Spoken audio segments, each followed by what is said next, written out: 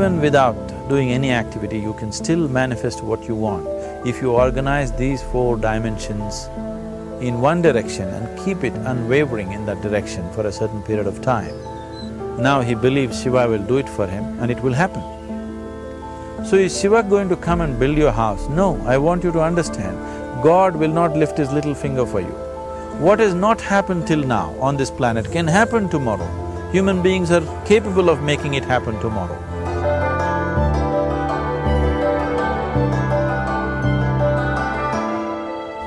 Everything we as human beings have created on this planet was essentially first created in our minds. All that you see, which is human work on this planet, first found expression in the mind, then it got manifested in the outside world. The wonderful things that we have done on this planet and the horrible things that we have done on this planet, both have come from the human mind. So if we are concerned as to what we create in this world, it's extremely important that first of all we learn to create the right things in our mind. How we keep our minds. If we do not have the power to keep our minds the way we want it, what we create in the world is also going to be very accidental and haphazard. So learning to create our minds the way we want is the basis of creating the world the way we want. There is a wonderful story in the yogic lore. On a certain day, a man took a walk. He went for a long walk. Accidentally, unawares, he walked into paradise. Fortunate, isn't he? He just took a walk and he landed up in paradise. After this long walk, he felt little tired. So he thought, oh, I'm tired, I wish I could rest somewhere. He looked around, there was a nice tree, underneath which there was very cushiony grass. So it was inviting. He went and put his head down there and slept. After a few hours he woke up, well rested, and he thought, oh, I'm well rested, but I'm feeling hungry, I wish I had something to eat. And he thought about all the nice things that he ever wanted to eat in his life. And instantly, all those things appeared in front of him. You need to understand, there the service is like that. Hungry people don't ask questions. Food came and he ate. Stomach became full.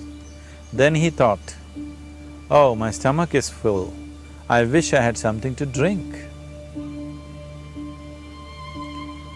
All the nice things that he ever wanted to drink, he thought about it and all of them just appeared in front of him. Drinking people also don't ask questions, so he drank. Now with a little bit of alcohol in him, you know Charles Darwin told you, all of you are monkeys, your tail fell away. Not me, Charles Darwin told you that you were all monkeys and your tail fell away and then you became human. Yes, definitely the tail fell away.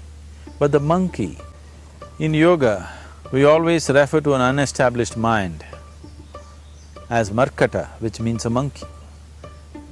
Why we are referring to the mind as a monkey is, what are the qualities of a monkey? One thing about a monkey is, it's unnecessary movement. And another thing about the monkey is, if I say you're monkeying somebody, what does it mean? Imitation. Monkey and imitation have become synonymous. So these two essential qualities of a monkey are very much the qualities of an unestablished mind. Unnecessary movement, you don't have to learn it from the monkey, you can teach it to the monkey. And imitation is full-time job of the mind. So when these two qualities are on, a mind is referred to as a monkey. So this monkey became active within him. He just looked around, thought, what the hell is happening here? I asked for food, food came. I asked for drink, drink came. There must be ghosts around here. and ghosts came. Oh, the ghosts have come, they're going to surround me and torture me, he thought. Immediately the ghosts surrounded him and started torturing him. Then he started screaming in pain and said, oh, they're going to kill me, and he died. Just now he said he's a fortunate being. The problem is he was sitting under a kalpavriksha or a wishing tree. He asked for food, food came, he asked for drink, drink came, he asked for ghost, ghost came, he asked for torture, torture came, he asked for death, death happened. Now don't go looking for these kalpavrukshas in the forest. You can barely find a tree these days. A well-established mind, a mind which is in a state of samyukti, is referred to as a kalpavriksha. If you organize your mind to a certain level of organization, it in turn organizes the whole system. Your body, your emotion, your energies, everything gets organized in that direction. Once all these four dimensions of you, your physical body, your mind, your emotion and the fundamental life energies are organized in one direction. Once you are like this, anything that you wish happens without even lifting a little finger actually. It would help to assist it with activity, but even without doing any activity, you can still manifest what you want if you organize these four dimensions in one direction and keep it unwavering in that direction for a certain period of time. Right now the problem with your mind is, every moment it is changing its direction. It is like you want to travel somewhere and every 2 steps if you keep changing your direction, the question of you reaching the destination is very remote unless it happens by chance. So, organizing our minds and in turn organizing the whole system and these 4 basic dimensions of who you are right now in one direction, if you do this, you are a kalpavruksha yourself. Anything that you wish will happen. But right now, if you look at your lives, everything that you have wished for till now, if it happens, you have finished. Everything and everybody that you have desired for, if all of that lands up in your house today, could you live with that? Once we're empowered like this, it's very important that our physical action, emotional action, mental action and energy actions are controlled and properly directed. If it is not so, we become destructive, self-destructive. Right now, that is our problem. The technology, which is supposed to make our life beautiful and easy, has become the source of all the problem that we are destroying the very basis of our life, which is the planet. So what should have been a boon, we are making a curse out of it.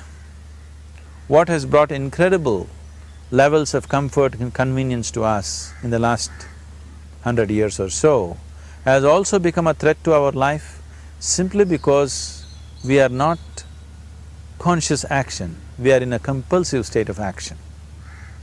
So organizing our minds fundamentally means moving from a compulsive state of activity to a conscious state of activity. You might have heard of people for whom they asked for something and beyond all expectations it came true for them. Generally this happens to people who are in faith. Now, let's say you want to build a house.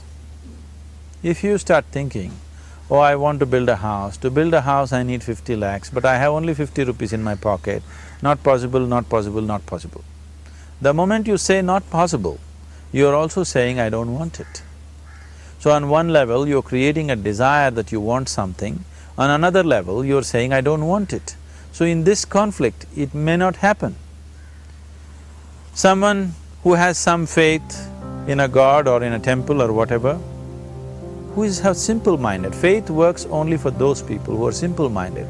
Thinking people, people who are too much thinking, for them it never works. A childlike person who has a simple faith in his god or his temple or whatever, he goes to the temple and says, Shiva, I want a house. I don't know how, you must make it for me. Now in his mind there are no negative thoughts. Will it happen? Will it not happen? Is it possible? Is it not possible? These things are completely removed by this simple act of faith. Now he believes Shiva will do it for him and it will happen. So is Shiva going to come and build your house? No, I want you to understand, God will not lift his little finger for you. What you refer to as God is the source of creation. As a creator, he has done a phenomenal job, there's no question about it. Could you think of a better creation than this? Is it in anybody's imagination to think anything better than what is there right now? So as a creator, he has done his job wonderfully well. But if you want life to happen the way you want it, because right now, the very crux of your happiness and your well-being is this, if at all if you're unhappy, the only and only reason why you're unhappy is life is not happening the way you think it should happen. That's all it is. So if life is not happening the way you think it should happen, you're unhappy. If life happens the way you think it should happen, you are happy. It's as simple as that. So if life has to happen the way you think it should happen, first of all, how you think, with how much focus you think, how much stability is there in your thought, and how much reverberance is there in the thought process will determine whether your thought will become a reality or is it just an empty thought. Or how you do not create any impediments for your thought by creating negative thought process. This possible is something possible or not possible, it is destroying humanity. What is possible and not possible is not your business, it's nature's business. Your business is just to strive for what you want. Right now you're sitting here, if I ask you two simple questions, I want you to just look at this and answer this. Right now from where you're sitting, can you just fly off? You say no. Right now from where you're sitting, can you get up and walk? You'll say yes. What is the basis of this? Why you say no to flying and yes to walking? Because past experience of life, many times you've gotten up and walked, never did you fly off. Or in other words, you're using the past experience of life as a basis for deciding whether something is possible or not possible. Or in other words, you have decided that what has not happened till now cannot happen in your life in future. This is a disgrace to humanity and the human spirit. What has not happened till now on this planet can happen tomorrow.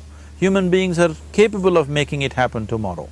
So what is possible and what is not possible is not your business. That is nature's business. Nature will decide that. You just see what is it that you really want and strive for that. And if your thought is created in a powerful way, without any negativity, without any negative thoughts bringing down the intensity of the thought process, the first and foremost thing is you must be clear what is it that you really want. If you do not know what you want, the question of creating it doesn't arise. If you look at what you really want, what every human being wants is, he wants to live joyfully, he wants to live peacefully. In terms of its relationships, he wants it to be loving and affectionate. Or in other words, all that any human being is seeking for is pleasantness within himself, pleasantness around him. This pleasantness, if it happens in our body, we call this health and pleasure. If it happens in our mind, we call this peace and joy. If it happens in our emotion, we call this love and compassion. If it happens in our energy, we call this blissfulness and ecstasy. This is all that a human being is looking for. Whether he is going to his office to work, he wants to make money, build a career, build a family, he sits in the bar, sits in the temple, he is still looking for the same thing. Pleasantness within, pleasantness around. If this is what we want to create, I think it's time we addressed it directly and commit ourselves to creating it. So you want to create yourself as a peaceful human being, joyful human being, loving human being, a pleasant human being on all levels. And do you also want a world like this? A peaceful world, a loving world, a joyful world? No, I want greenery, I want food. When we say a joyful world, that means everything that you want has happened. So this is all that you're looking for. So all that you need to do is commit yourself to creating it, to create a peaceful, joyful and loving world, both for yourself and everybody around you. Every day in the morning, if you start your day with this simple thought in your mind, that today, wherever I go, I will create a peaceful, loving and joyful world. If you fall down 100 times in the day, what does it matter? For a committed man, there is no such thing as failure. If you fall down 100 times, 100 lessons to be learnt. If you commit yourself like this to creating what you really care for, now your mind gets organized. Once your mind gets organized, the way you think is the way you feel, your emotion will get organized. Once your thought and emotion is organized, your energies will get organized in the same direction. Once your thought, emotion and energies are organized, your very body will get organized. Once all these four are organized in one direction, your ability to create and manifest what you want is phenomenal. You are the creator in many ways. That which is the source of creation is functioning within you every moment of your life. It is just that, have you kept access to that dimension or not? Organizing the four basic elements of your life will give you that access. There are tools and technologies to do this. The whole science of yoga, the whole technology that we refer to as yoga is just about this, transforming yourself from being just a piece of creation to become a creator.